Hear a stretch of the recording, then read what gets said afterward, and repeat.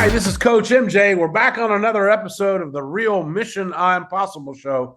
We're just delighted to bring people who have lived extraordinary lives and can share some of their adversity stories, as well as some of their ambitions and inspirations with us. Today is no different. Today, I have a young lady who I had actually crossed paths with, although we never met, in my travels and as my experience as a speaker out in the area of the GCC and Dubai. And her name is Julie Lewis. And she is an author. She's an adventurer. She's a mountaineer. She's almost a daredevil, some of her friends might say, but she's always up to a challenge. And she's not now on her second book, or a new book that she's working on. I saw this just recently, and I said, gosh, why do I not have this wonderful, extraordinary human on our show? Julie, thank you so much for coming. Oh, thank you so much for inviting me. And this is just amazing that we can connect across the miles. You know, it's your morning, my evening, and, we're worlds apart, but there's so many common threads in terms of what we do and how we serve the world. And so I'm just so super happy, especially as today, the 11th of December, it's International Mountain Day. Well, what a better day. Yeah, there you go. There you go. I mean, it's meant to be. I have great admiration for what I've known about you so far. I'm going to ask you if we can just kind of unpack a little bit of your story here so that we can get into it. And let's kind of go back, if you don't mind. Let's go back to how you got to the UAE and why, and then take it from there. Yes, well, my background's in sports science, and I'm originally from the UK. My father gave me a globe many, many years ago when I was around 7, and that's not the original one on this side. It's another one. And we used to play this game, Spin the Globe, and I used to kind of put my finger on and say, that's where I want to go. And I'd have wild dreams that evening. And I think I'm going to the Middle East, I'm going to Africa, I'm going to the Amazon and everything. And kind of one day I was brushing my teeth in the mirror thinking, what happened to that young girl that said she was going to travel everywhere and do all these wild things? And I had the opportunity to take up a post in Kuwait initially as a sports and recreation manager in 1989 at the tender age of 27. So off I went, the first female recreation manager in Kuwait. That was the beginning of my adventures because I was there when Iraq invaded in 1990, hid for about 3 weeks and then escaped across the desert back into the UK and stayed in the UK for a while. But the Middle East had really kind of really got a calling to me. So I went back to the UAE, to Kuwait in 1994, stayed there for 3 years, kept popping across to Dubai thinking, Dubai seems a little bit more open towards women in sport. Maybe I can take a little look there. So in 1997, MJ, I moved across to the UAE from Kuwait, still keeping in the sports background industry. So managed, 5-star hotels, sports resorts, met tons and tons of people, and was really, really kind of very, very settled. I then had quite a shift in my personal circumstances. At the time, I was married to a professional squash player. He collapsed with a heart aneurysm and never got back up again. So this whole, storm or being blown off a metaphorical mountain was sent my way. And eventually, I kind of looked back up and thought, what am I going to do with this now? How do I deal with this? I've got this blank canvas now. And I decided to go and climb a mountain for my 40th birthday, as one does. People say, what are you doing? Why aren't you thinking about getting remarried or, moving or going back to the UK or anything? I said, no. I just have this really strong calling to go and climb a mountain. So in 2002, for my 40th birthday, I managed to cajole 5 others of my friends to come to Malaysia and climb Mount Kota Kinabalu at 4,095 meters, which from sea level here in the UAE it's a mountain. On top of that mountain, MJ, I had this kind of epiphany. There I am, I'm on a mountain, I'm on a natural high, and I thought, Mountain High, that would be a really good name for an expedition company. So I came literally running down the mountain, so alive, so full of joy. Came back. One of the local newspapers wanted to interview me because there are not many women go and climb the mountain for their 40th birthday or even want to talk about their 40th birthday. And all of a sudden I was getting calls and emails and everything from other people, in particular women, that said, I'm going to be 40, I'm going to be 50, I want to go and climb a mountain. So in 2003, I took a team of women to Everest Base Camp in Nepal. We raised around $80,000 for a mobile breast screening unit. I came back from that trip and I said, I was born to do this. So I resigned from my job and I started the first female-led expedition company in the UAE called Mountain High in 2003. And literally for the last 21 years, I've been running retreats, expeditions, speaking about, leadership lessons from the ends of the earth, from nature, resilience, courage, confidence. So it all pulls in from that, sporting background, adversity, the hero's journey, the rites of passage, going to the mountain, finding answers in the mountain, and having the courage to take a leap of faith to actually make that happen. And so that little girl with the globe, spinning the globe at 7, finally, 33 years later, she was kind of taking people around the globe saying, look, isn't this amazing, and coming back and sharing stories. So that's really how it all started. And people said, well, what are you doing in the Middle East? And my answer is because it's in the middle. And it's easy to go to Asia, to Europe, to Africa, to everywhere. And we have a very, very strong expat community here, MJ, as you know, which means people are already open and curious about different cultures, challenges, and have an open mind. So it's a kind of captive market for me because people are curious. They do want to challenge themselves, learn about new cultures, and experience the world through all of their senses, not just through screens. So that's how it all began. And, the kind of books, the stories, the speaking, all evolved around, wanting to help individuals, teams, and organizations to become the most resilient, healthy, globally experienced team that they could possibly be, really. And that's how it all started, from a builder's daughter from Yorkshire. So, yeah, nothing is impossible. I am possible, as you say. It's just, you have a dream, and when a great adventure's offered, you just say yes. Yeah. Amazing. I didn't want you to stop talking because I was just sitting here. I was being so entertained, and just my mind was going places because you were. I mean, you were just all over everywhere. And what an adventure, what a journey, and it continues. Of course, you did a huge summation, but can we drill down into, just a couple of little questions you brought up. Yeah. You said you hid 3 weeks in Kuwait. Where did you hide? I was working at the Holiday Inn Crowne Plaza, Kuwait, so I hid in the hotel, which was, it was fairly easy. Most of the soldiers and tanks and everything were looking at strategic locations, telecommunications, oil wells, etc. So we were pretty much left alone.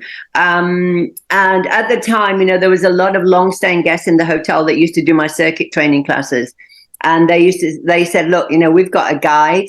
We're going to have a safe passage across the desert into Saudi. Come with us. And at first I said, no way. I can't abandon my job, and leave my staff and not let the British embassy, because I'm British, not let them just say I'm leaving. No, I can't do that. But 2.5 weeks later, I said, I can do that. I'm out of here, So literally, funnily enough, the general manager of the hotel had left. And it was handed over to the executive assistant. So I had a chat with him and I said, look, I'm going to take a chance and I'm heading. I don't want to be staying here and taken to Baghdad or anything, because then they were starting to round up people from hotels. So long story short, in the middle of the night, 2:00, we set up a convoy, drove into the desert. We did get stopped. I got blonde hair, blue eyes. I had a Shayla and a Byra, had the dark glasses and everything. And the back of the car thinking, please don't come to this car. And, thankfully, the people at the front were able to have a chat with this guy and give him some food and some water. And he waved us on. So we managed to get to the border. And eventually I managed to call my parents, who'd not heard from me for 3 whole weeks, to say, hi, I'm in Riyadh. My Kuwaiti dinar are worthless. I don't have a credit card. Please, can you send me some money? I want to come home.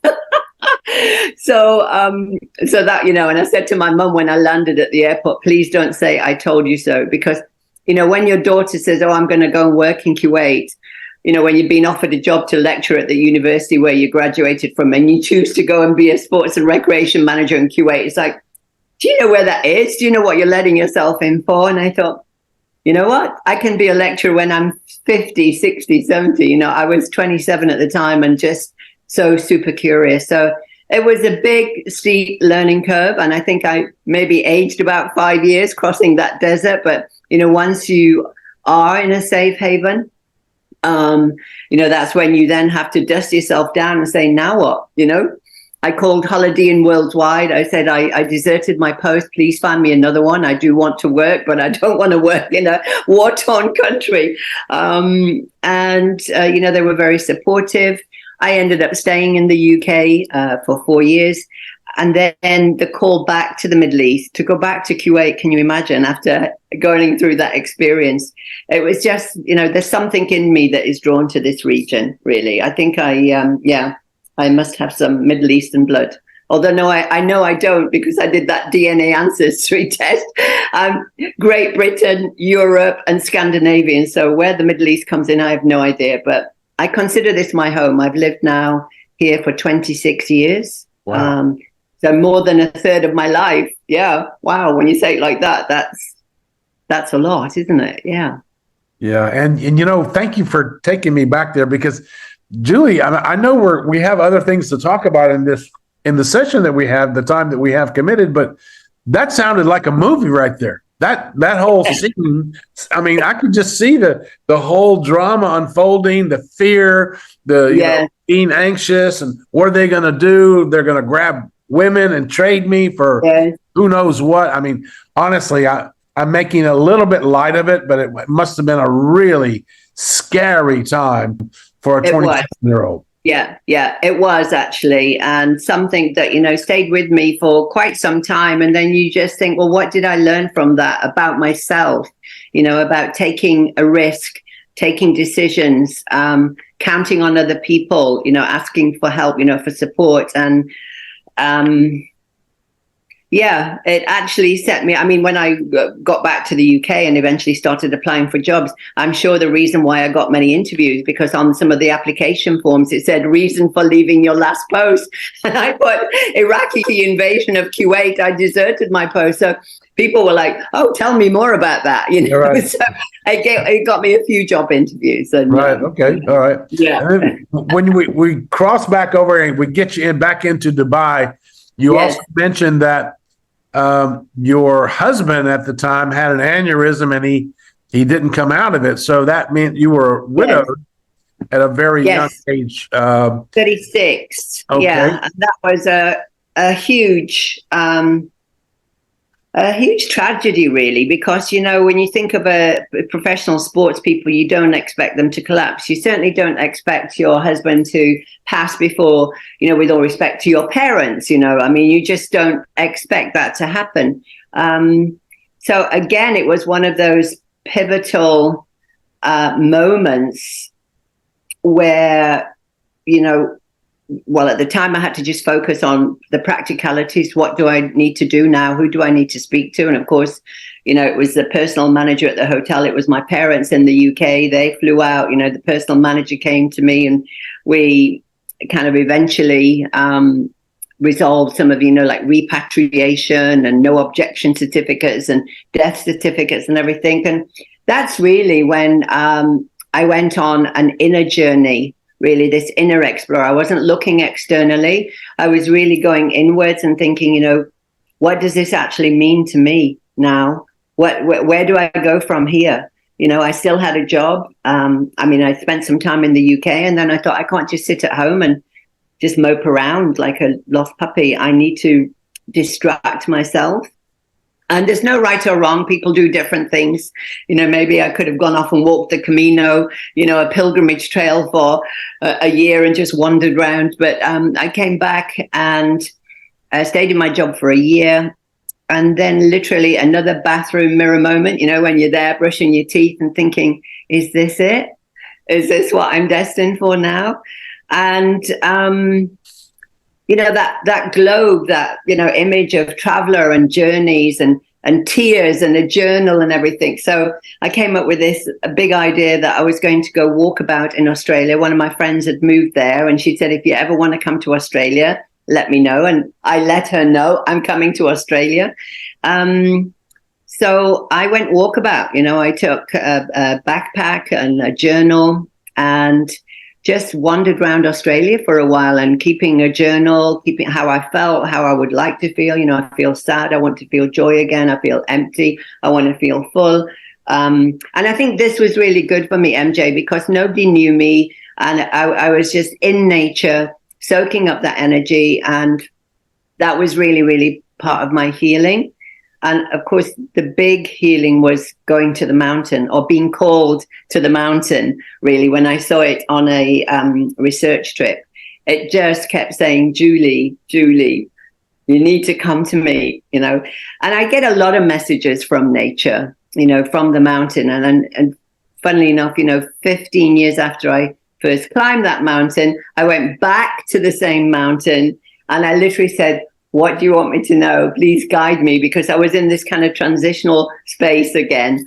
And that time the message was all around water because it was pouring it down with rain, which leads me into the story of attempting to swim across from England to France, the English Channel. So, sometimes we act on these messages from nature and sometimes we think, well, maybe I should just put that one to bed. But, I think this is why I'm kind of tagged as the queen of resilience, because, you have these escape from the desert, held at gunpoint, blown off a mountain, pulled out the English Channel, widowed, all of these experiences that shape you, your character, and what I've learned and grown from that, so that when things happen, you've got these reference frames, and you can share those. When I speak to organizations that want, workshops or programs on resilience, what is resilience? And it's personal, it's physical, it's mental, it's spiritual, it's emotional, it's financial. And you can actually measure it. But then you can say, when you're cold, tired, and hungry, halfway up a mountain, what's going to keep you going to the top, So that discipline, dedication, and drive. So yeah, I real-time resilience and learning through some experiences, some really good ones, where I've led teams to Antarctica and the Arctica and successful summits and, remarried and very happy and lots of good stuff. It's not like, oh, this is me, victim. It's just, it's the yin and yang. I've had so many ups, I've had some downs, I've had some plateaus. And they're all experiences. We only label them. That was really bad. That was great. That was good. It's what they are. They're experiences. We learn something. And what lessons they got out of it. Like you, for example, decided to extract the lesson that would help you grow. Yes, it's like, what is the gift in this? Yes, it's awful, but I'm not the only woman who's lost her husband. I'm not the only woman who escaped from Kuwait. There was hundreds of people and some people stayed there, So I think when you put it in perspective and you zoom out, instead of coming in and thinking, oh, no, why me? If you zoom out and look at, where you are, this tiny blip in the universe, this glitch kind of thing, then you think, actually, in the big picture, it's okay. As my late mother-in-law would say, cowgirl up, you get back on your horse and ride. It seems very harsh at the time. And I'm by any means, I'm not saying, when somebody's lost somebody that they love, that, oh, just go and climb a mountain or just go walk about. No, the grieving process is different for everybody, and I know people can spiral down. I did myself. And then I thought, I've got to get back up again. You know, I'm still alive. I'm still a daughter. I'm still a sister. I'm still a friend. I'm still Julie. So what am I going to do with this? Oh, the quote's coming up now from Mary Oliver. What will you do with this one wild, precious life of yours? Oh, I love that quote. I just saw it in the Naiad, you know, the documentary film about the woman who swam from Cuba to Florida after failing 4 times. Incredible. Yeah. And that triggered me. That particular movie and that post triggered me. So wait a minute. We need to get you on the show. I mean, they made a movie about her. We need to get a movie about you. What you've done is incredible. You know, and it's yeah, and here I am, still in the Middle East, enjoying life, living life, flying out to Colorado in 10 days' time to join my husband in Steamboat Springs.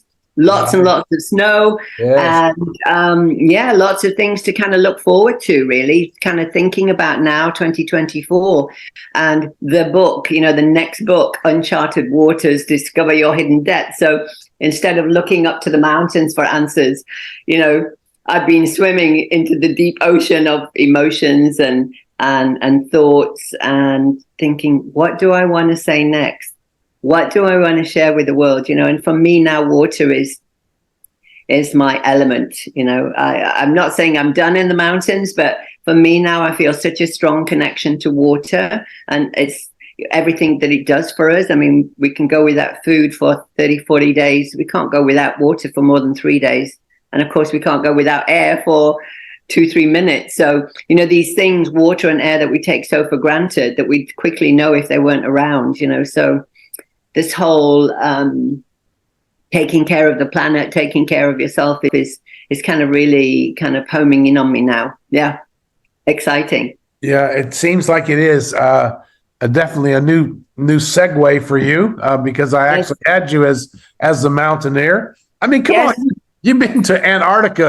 I still am a mountaineer. I've got my ice axe. I mean, I didn't even know the icebreaker. I didn't even know how to pronounce Himalaya. You know, what were you doing? And you know, when you said you took 18 women on that excursion, had you ever gone there before yourself? No, and this is where you act as if, you know, I'm not saying fake it till you make it, but I did a lot of research. I had good people on the ground. I asked lots of questions. And I just thought, you know, this could go one way or the other. And thankfully it went really, really well. And 18 women made it all the way to Everest Base Camp, came back. We did talks. And I think really that kind of launched a little bit my speaking career, because people wanted to see pictures. They wanted to ask questions.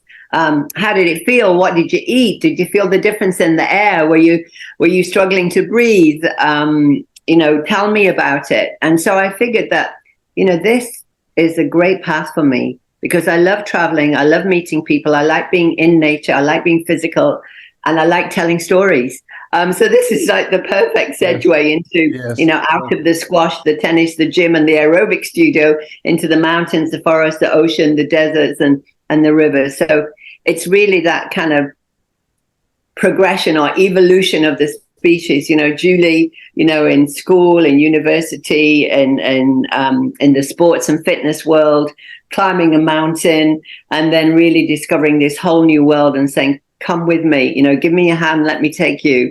You know, I mean, to the Antarctica, you know, 3 times. I mean, most people would never go there in a lifetime, but to actually experience, you know, the bottom of the earth and the top of the earth and everything in between, it just makes you realize how incredible this planet that we live in, and we're part of that system, that ecosystem. So for me right now, the more experiences I can have and the more experiences I can share with other people to help them along their journey is much more important. You know, we were talking earlier about, you know, having big houses, flashy cars, and all the wonderful things. It's like, no, give me experiences. I'm a lock and leave girl. I just need what I need. I travel light. I go, I experience, tell a story, and then it's, celebrating and integrating that. So, I'm very hard to buy for Christmas. People say, what do you want for Christmas? And I was like, I want to go to the Galapagos Islands.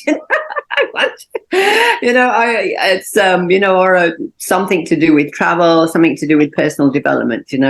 I'm a minimalist, she says, with globes and books and things hanging around a bit. Right. I saw a talk that you did. I think it was your TEDx talk where you were actually holding a globe. Very well done, by the way. And Thank you. I enjoyed the whole metaphor of it and having the world in your hands and that whole visualization that you went through as a young girl. And then with your dad, the stories and the games that you would play and the imaginary things that you would go through as a child, and then to see them manifest in your life as they have, it's just wow. And then this is, important message, because people would say, but how could I ever do that? This is my dream, but this is reality, and if you can close your eyes and visualize and then take the steps and ask for help and really, really set that intention, because that's what your heart and soul, not necessarily your head, but your heart and soul are calling for, then you'll find a way. I love that expression, find a way. What's your first step? What's your next step? It sounds very super simple, but usually the things that are simple are the ones that work. Life is complicated, so it's just easy. This is my dream. This is my goal. And, I'm going to need this, this, and this. And it's going to need this. It's going to need my head, my heart, and my gut. That gut feeling. Take a chance. Just give it a go. Ask that person, would you be able to help me? And most people like helping each other. Yeah. 3 weeks ago, I asked 17 people, this is very brave, if they would help me by reading the first draft of my book, Uncharted Waters, the manuscript. So I did a real Brené Brown, daring greatly, and be very courageous and vulnerable. I said, read it. Let me know what you think. Whoa. I spent a week after that just processing and integrating, and I had 17 very diverse different perspectives. So it's going to add more juice and richness to something that was in my head that's now just expanded. So I think, we often talk about, keep it secret until it comes out. It's like, no, I've learned now, ask for help, get people's perspective, bring in other different ideas. Is there something I've missed? And so I'm very, very happy the way that this book is kind of turning out. It's been a bit of a whitewater rafting journey with lots of twists and turns. And I was gobsmacked when I found out that you took 17 people out on a boat to have an editing party to take your book apart. I was, what? I know. Wow. That's gutsy. Right. Yeah, it is. It's much better than sending them a copy digitally and them reading it. No, it was great. The weather that day was gorgeous. We're out on the water. It's perfect. I highly encourage people to do that. When you're beta testing or you're wanting to kind of go to the next level, get a few more people involved. People that you love, trust. I had a jazz singer, a speaker on artificial intelligence, innovation, creativity. I had teachers, business coaches, entrepreneurs, the head of the book club, a head of the writers group. So male, female, all different ages, all different nationalities. So how powerful is that? To get that insight and wisdom to kind of up level your own, that's priceless. It was definitely worth hiring the boat and saying, come away, I'll feed you, I'll sail you away. And then you come back and just give me these manuscripts back with all your notes and highlights and comments, Yeah, it was very good. Yeah, and good on you that you could actually read them, digest them, process them, and leverage them. Because otherwise, anybody else would be sticking pens in them like they were voodoo dolls. Yeah, exactly. Oh, I'm a terrible writer. This is awful. Yeah. Here I tossed my pen into the sea. Yeah, I just throw myself overboard now. I'm done. No, it was very good, and it will be published next year. On my birthday. Yes, I will give birth to a book on my birthday, the 7th of You April. made another manifestation declaration here. Just made a commitment. On the Real Mission Impossible show. Yes. You heard it first. Maybe not first, but you definitely heard it loud. No, first. Okay. Even my publisher doesn't know yet. Yes. Well, we're going to be able to put up the links in when we edit this, and so that people can get in touch with you as a speaker, Yes. as an author, and as an adventurer. It's been incredible to just get a little glimpse of your remarkable story, Julie. It's been an honor to have you and speak with you. I hope we can catch up, follow up after this. Yes. Until then, I'd just like to say good luck with the book. I'm sure it's going to be fantastic. Have a great ski holiday over. And remember what your mother-in-law said. Don't ever forget, you got to cowgirl up. Cowgirl up. Yes. Thank you so much. Really loved connecting, and all the best for the season. And here's to a fantastic 2024. Thank you. Totally.